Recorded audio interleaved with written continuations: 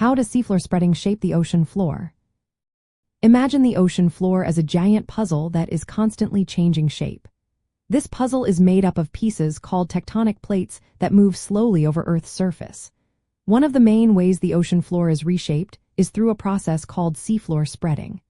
This process happens at mid-ocean ridges, which are underwater mountain ranges stretching across the ocean basins.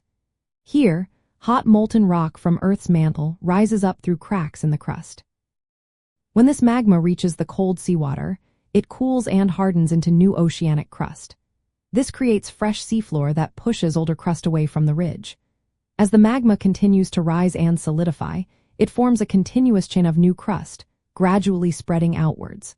The rate at which this spreading occurs can vary a lot. In some places, like the East Pacific Rise, the crust moves about 145 millimeters each year. In other areas, it might only move 0.1 centimeters per year. Faster spreading creates smoother, less rugged seafloor, while slower spreading results in more irregular, rough terrain. As the oceanic crust moves away from the ridge, it cools down and becomes denser.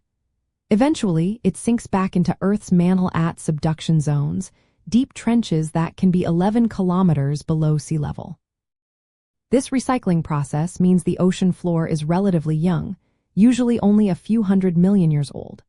The shape of the seafloor is also influenced by volcanic activity at spreading centers. These volcanoes can form underwater features like hydrothermal vents, which support unique ecosystems of creatures that don't rely on sunlight.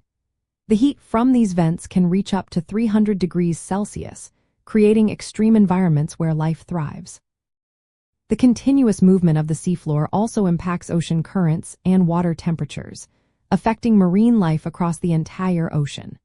When older crust reaches subduction zones, it is pushed down into Earth's interior, where it melts and eventually becomes part of the mantle again.